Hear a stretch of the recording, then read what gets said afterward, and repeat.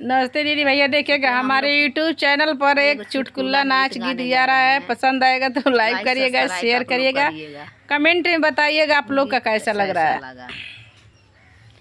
गरमी हाथ में बाबेसी हो लगावा दरा जाएसी, गरमी दी हाथ में बाबेसी हो लगावा दरा जाएसी।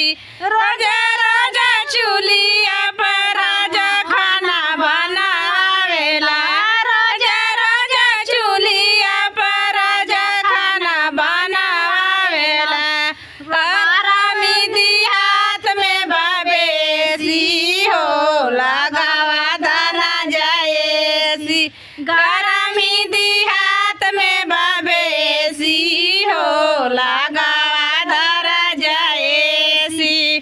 पंखा से लुहावा नीला, पंखा से लुहावा बड़ी हो लागेला।